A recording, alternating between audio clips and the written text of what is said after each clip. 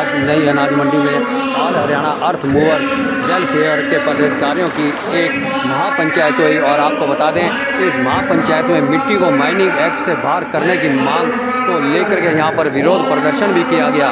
इस मौके पर प्रदेशाध्यक्ष आनंद तोमर, हांसी उप प्रधान श्याम सिंह राणा, करनाल सचिव मनोज लांबा नारनौल ने कहा कि सरकार को उनकी मांग हल करने का 5 दिन का अल्टीमेटम दिया जाता है। फिलहाल यहाँ पर जो महापंचायत हुई है उस बारे में आप यहाँ की सीधी तस्वीरें देख सकते हैं। आपको ये भी बात बता दें कि माइनिंग एक्ट लगने से मिट्टी का काम नहीं कर पा रहे हैं। फिलहाल उनके वहाँ निर्धारित समय पर नहीं पहुँच पाते तो उन पर कड़ी कार्रवाई करने की धमकी देकर ब्लैकमेल भी किया जा रहा है। माइनिंग के अधिकारी 4 से 5 लाख रुपए का चालान का डर भी दिखाते हैं। और आप यहाँ देख सकते हैं कि माइनिंग और एनजीटी एक्ट में गाड़ी को इंपाउंड करने की भी धमकी यहाँ पर दी जाती है। फिलहाल आप सभी हमारे साथ यहाँ बने रहेगा। वीडियो को ज़्यादा से ज़्यादा लाइक और शेयर अवश्य कीजिएगा।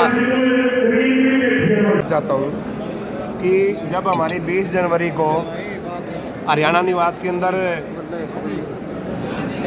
उमा शंकर जी के लीड में हमारी जो डेलीगेशन वहाँ पे गया था, और डेलीगेशन के साथ साथ कम से कम 700-800 हमारे साथी थे जो वो एमएलए हॉस्टल में थे।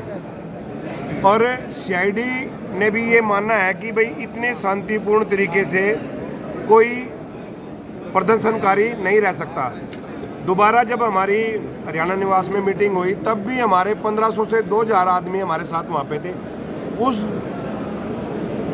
बार भी हमारे बड़ा शांतिपूर्ण तरीके से वहाँ हम रहे और उनको अपनी मांगे बताकर वहाँ से वापस आए। सरकार क्या चाहती है? सरकार ये चाहती है कि हम उग्र प्रदर्शन करें, पर हम शांति प्रिय आदमी हैं जो रोजी रोटी कमाने के लिए मिट्टी ढो के काम करते हैं। वो क्या उग्र प्रदर्शन करेंगे? वो तो यही कर सकते हैं कि हम सरकार का बहिष्कार करेंगे। आने वाले इलेक्शनों में हम सरकार को कोई वोट नहीं करेंगे और जो हमारी मांगे मानेगा हम उनके साथ लगेंगे। आपका एक वीडियो में हमने आपकी बात सुनी है कि आपने इनविटेशन दिया है साफ साफ तौर पर कंवरपाल गुर्जर जी को, क्या कहना चाहेंगे उसे लेकर? जब हमने सभी को विधानसभा 70 से पहले सभी विधायकों को हमने ज्ञापन सौंपे थे कि हमारी बात रखें, वहाँ पे हमारी बात सिर्फ दादा गौतम जी ने रखी, बाकी किसी ने भी हमारी कोई बात वहाँ पे नहीं रखी।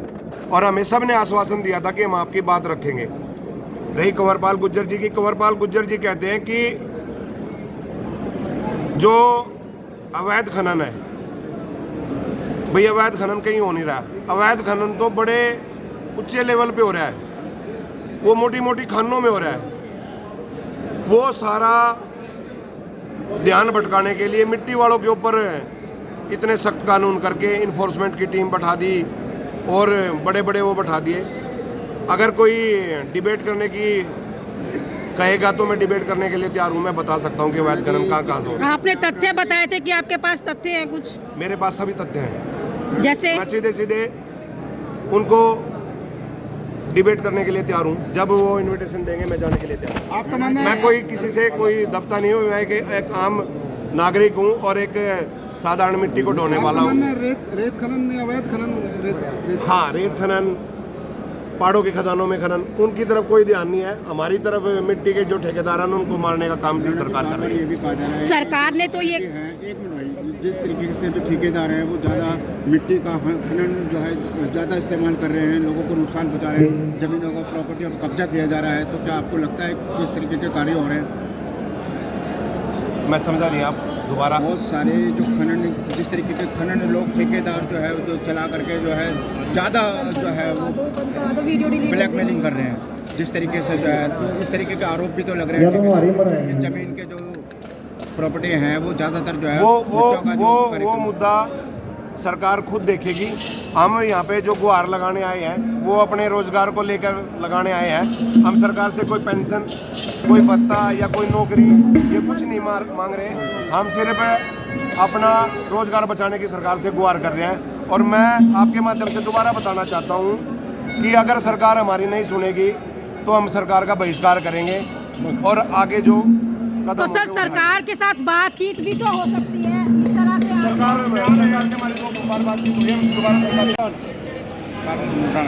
नमस्कार जी, मैं अनंत उमर हरियाणा का झांसी से। और सर जो हमारा ये प्रोग्राम है यहाँ पे ऑल हरियाणा अर्थ मोर्चा वेलफेयर की तरफ से, और हम 4 महीने हो गए सर। जैसे आज हमने यहाँ पे महापंचायत बुलाई है, ऐसे 7 दिसंबर को हमने एक महापंचायत जिन में ही बुलाई थी। और हम जो मिट्टियाँ कार्य करते हैं वो भी बंदे हैं, वो जो किसान होते हैं जिनके खेत चिंचे हैं वो भी हैं। सरकार ने जो मिट्टी को माइनिंग के अधीन कर रखा है, उसकी वजह से जो समस्याएं पैदा हो रही हैं, जो रेती की खाना पर, कोयले की खाना पर, पाड़ा की खाना पर जो रूल रेगुलेशन लगते थे वो मिट्टी के ऊपर लगा रखे हैं। उसकी वजह से जो हरियाणा की लगभग 30% जनसंख्या में जितनी समस्या हो रही है, चाहे वो उठवाने वाला है, चाहे डलवाने वाला है, चाहे डालने वाला है, इसीलिए इकट्ठे हुए कि ये जो माइनिंग को मिट्टी से बाहर किया जाए। ये जो मोटे मोटे चालान काटे जा रहे हैं एनजीटी के नाम पे, इनसे हमारा पीछा छुड़वाया जाए।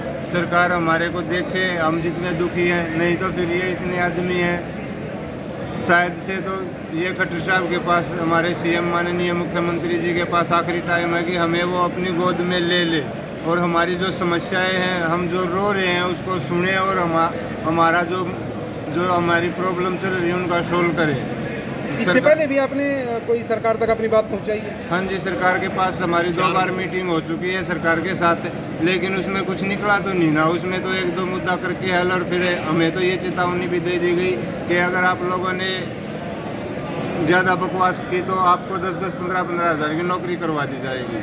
नौकरी करवा दी जाएगी का क्या मतलब? नौकरी करवा दी जाएगा, ये मतलब है कि सरकार एक तरफ तो कह रही है कि स्वरोजगार को बढ़ाओ, और हम स्वरोजगार हैं जो उनके धंधे मार दिए जाएंगे, उनको बर्बाद कर दिया जाएगा, उनके साधन नहीं चलने दिए जाएंगे, और वो ऐसे हो जाएंगे कि किसी और के पास नौकरियां करें। करनाल से क्या संदेश है जो आज यहाँ पर करनाल इकट्ठे से हुए? ये संदेश है कि अभी हमने फैसला लिया है बाहर बैठ के कि या तो हमारी बात सीएम साहब मानेंगे, और सीएम साहब अगर मानते हैं, आज पूरा हरियाणा जो भी मिट्टी का काम करने वाला, चाहे कोई ड्राइवर है, चाहे कोई ठेकेदार है या कोई किसान है, पूरे आदमी यहाँ मौजूद है।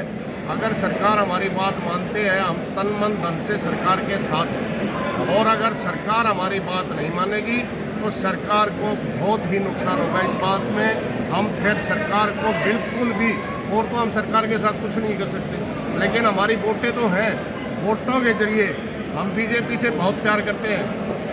और बीजेपी सरकार ने अगर हमारी बात नहीं मानेगी और अगर हमारा रोजगार ही छिन जाएगा तो हम बिल्कुल भी बीजेपी को वोट नहीं देंगे। ये आपका हमारा कहना आखिरी है, निर्णय है। आपका कहना है 2024 में आप लोग वोटों का खेला खेलेंगे? बिल्कुल खेलेंगे। जब हमारा रोजगार छीन लेगा तो मैडम आपका, हम अगर ये चैनल ही छीन लेंगे तो आप क्या करोगी? 2013 में मिट्टी माइनिंग जो कानून है वो लागू किया गया था, तो तब अब 2024 है, तब से परेशानियां तब भी तो आप कर सकते थे मैडम जी, महापंचायत। पहले क्या था, 2013 में ये किया गया तो हमारे को गुटके दिए थे। गुटके हमारा ड्राइवर भी बैठ के भर लेता था, गाड़ी नंबर कहाँ से चली, कहाँ डालनी है। और आजकल हमारे ऊपर कर दिया ई रवाना। ई रवाने का मतलब है एनजीटी का भी कहर कर दिया, और ई रवाने खेत में बैठ के काटो। 1 किला हमने आज यहाँ उठाना है, 3 दिन बाद दूसरा किला दूसरे जमींदार ने और 1 किलोमीटर दूर उठाना है। न तो हमारा कोई ऑफिस है, ना वहाँ पर नेट सुविधा है, ना हमारे पास कोई कंप्यूटर है, ना कंप्यूटर चलाने वाला कोई इंजीनियर है। तो हमने अभी पहले गुटके के ऊपर हम काट लेते थे, गुटके पे हमारी कार्रवाई हो जाती थी। हम अपनी फीस भर के परमिट ले लेते थे, और परमिट की एक कॉपी हम जहाँ से मिट्टी उठा रहे हैं उस मशीन वाले को दे देते थे और ड्राइवरों को दे देते थे। वे आकर के चेक कर लेते थे भाई कितना उठा रहा माइनिंग डिपार्टमेंट। हमने कोई दिक्कत नहीं थी। लेकिन अभी जो ई रवानों की दिक्कत आई है कि ई रवाने काटने पड़ते हैं पूरे दिन। जैसे हमारे श्याम सिंह राणा जी ने अभी बताया था कि पूरे दिन हमारी साइडें नहीं चलती, हमारी गाड़ी खेत में खड़ी रहती है, कई बार हमारे को चलाने नहीं आते, कई बार हमारे को OTP लेना नहीं आता। तो इसमें हमारे को ये समस्या आ रही है। इसलिए हम 2013 से चुप थे, और पहले थे हमारे पास गुटका, लेकिन अभी ई रवाने थोप दिए गए। तो ई रवाने का सिस्टम जब से थोपा, 4 महीने से हमारे भाई तोमर ने अनाज को त्याग करके ये अनशन के ऊपर बैठा हुआ है, ये बिल्कुल रोटियां नहीं खा रहा। और सरकार इसको क्या, हमने कितनी बार सरकार को बता दिया कि भाई हमारी बात को सुन लो, हम मजबूर हो रहे हैं, हमारे बच्चे बिल्कुल खेतों के अंदर क्या डड़ों के अंदर मिल रहे हैं। आपने एक बार पहले करनाल सीएम सिटी में प्रदर्शन कर ज्ञापन सौंपा था, तब क्या आश्वासन मिला था? मैडम करनाल में नहीं, हरियाणा के पूरे जिले के अंदर हमने डीसी को ज्ञापन दिया था और डीसी के अंदर ये जो आज हमने आपको बातें बताई है यही हमारी बातें थी। डीसी साहब को हमने ज्ञापन सौंपा, लेकिन डीसी साहब के बाद जब डीसी साहब ने भी हमारी सीएम तक बात नहीं पहुंचाई, हमने अपने पूरे 500 विधानसभाओं के अंदर जो डिस्ट्रिक्ट में है सभी विधानसभाओं के अंदर हमने एमएलए को भी ज्ञापन सौंपा, लेकिन उसके बाद भी हमारी बात नहीं उठी। फिर ये किसान आंदोलन आ गया, पिछली 16 तारीख को हमने मीटिंग करनी थी, लेकिन किसान आंदोलन के चलते, क्योंकि मैंने आपको बताया कि हम भी बीजेपी के चाहते हैं, आज को फैसला लिया जाएगा। सर फैसला ले लिया, बता रहे हैं ना फैसला आपको, यही फैसला लिया आपको कि मीडिया हमारा चौथा स्तंभ है और मीडिया के माध्यम से हम बताना चाह रहे हैं कि हमने यही फैसला लिया, अगर हमारी सरकार ने बात नहीं मानी तो हम बीजेपी को बिल्कुल भी वोट नहीं देंगे।